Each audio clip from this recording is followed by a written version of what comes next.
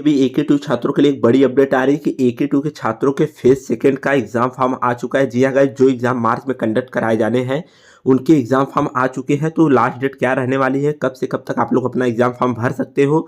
उसके साथ ही दूसरी बड़ी अपडेट आ रही है कि AK2 की एग्जाम कराने वाली एजेंसी, साथ ही रिजल्ट अपडेट करने वाली एजेंसी ने काम छोड़ दिया है। और जो आपके नए कुलपति प्रदीप कुमार मिश्र जी हैं उस पर बड़ा एलिगेशन लगाया गया है आपके एग्जाम कंट्रोलर की तरफ से।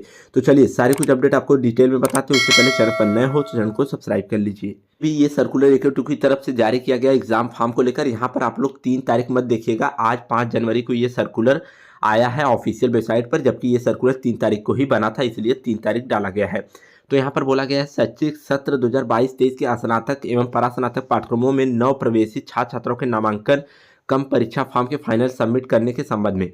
तो देखिए मैं बता दूं, ये जो एग्जाम फॉर्म ओपन किया जा रहा है 5 तारीख से, मतलब आज से लेकर 25 जनवरी तक, ये फर्स्ट ईयर के छात्रों के लिए ओपन किया जा रहा है। तो आपको पता होगा जितने भी फर्स्ट ईयर के छात्र होते हैं उनका एक इनरोलमेंट नंबर मिलता है, उनका रजिस्ट्रेशन होता है AK2 में।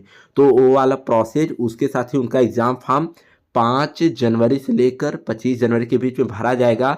और मैं बता दूं AK2 के फर्स्ट ईयर के छात्र जो पहले सेमेस्टर में है वो लोग अपना एग्ज़ाम खुद नहीं भरते, आपको ये पता होगा।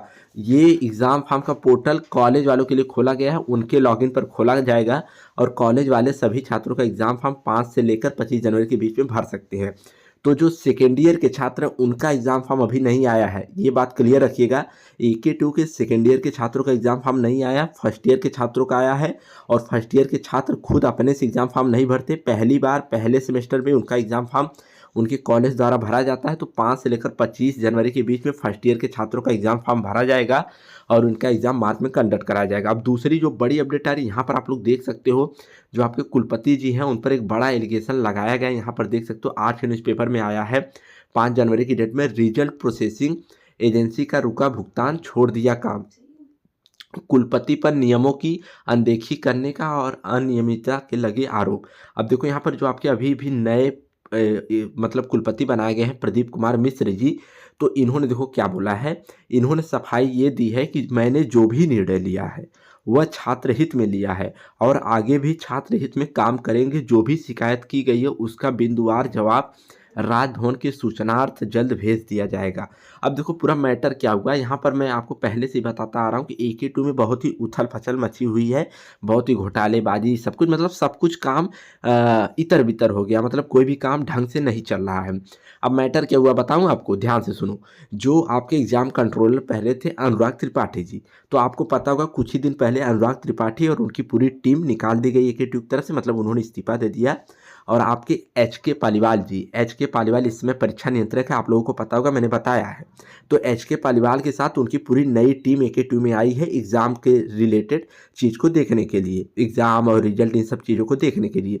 तो जो अनुराग त्रिपाठी जी एग्ज़ाम कंट्रोलर पहले थे अभी कुछ दिन पहले, जिन्होंने इस्तीफा दिया, उन्होंने AK2 की कुलपति के ऊपर आरोप लगाया। मतलब एग्ज़ाम कंट्रोलर ने ही आपके AK2 के जो नए कुलपति इस समय प्रदीप कुमार मिश्र जी हैं उनके ऊपर आरोप लगाया है। और क्या आरोप लगाया है यहाँ पर देखिए, डॉक्टर APJ अब्दुल कलाम का विवादों से पीछा नहीं छूट रहा। पूर्व कुलपति विनय कुमार पाठक का मामला निपटने से पहले ही वर्तमान कुलपति प्रदीप कुमार मिश्र पर नियमों की अनदेखी और अनियमितता के आरोप लगे हैं। पूर्व परीक्षा की शिकायत पर राजभवन ने प्रोफेसर मिश्रा से 7 दिनों में आख्या मांगी है और शासन ने 7 दिनों के अंदर आपके जो वर्तमान कुलपति हैं उनसे आख्या भी मांगी है। अब देखो क्या बोला गया है यहाँ पर, पूर्व परीक्षा नियंत्रक प्रोफेसर अनुराग त्रिपाठी ने सूचित किया कि विश्वविद्यालय द्वारा परीक्षा से संबंधित डिजिटल मूल्यांकन, मतलब कॉपी चेकिंग और रिजल्ट प्रोसेसिंग, जिससे 1 साल से काम लिया जा रहा था, उसका भुगतान विश्वविद्यालय ने नहीं किया। इस वजह से संबंधित एजेंसी ने नवंबर में काम करना बंद कर दिया। नवंबर में ही जो एजेंसी थी कॉपी चेक करने वाली, रिजल्ट वाली, उन्होंने काम बंद कर दिया। तो इसी वजह से आप लोगों का रिजल्ट अभी अटका पड़ा हुआ है। स्पेशल कैरियर का आया, बाकी सारा अभी रुका हुआ है, बाकी चैलेंज का भी 1व्यू पर अपडेट नहीं हुआ है। यही सब मैटर है कि नवंबर में एजेंसी छोड़कर चली गई। उन्होंने यह भी कहा कि भुगतान न किए जाने से रिजल्ट अपग्रेडेशन, मार्कशीट प्रिंटिंग आदि का काम लंबे समय से लंबित रहा। इसकी वजह से परीक्षा फॉर्म भर रहे छात्रों को असुविधा का सामना करना पड़ा। वहीं कुलपति की ओर से नई फर्म को बिना टेंडर के ही कार्य आवंटित कर दिया गया। तो यहाँ पर पूरा मैटर क्या हुआ सुनो।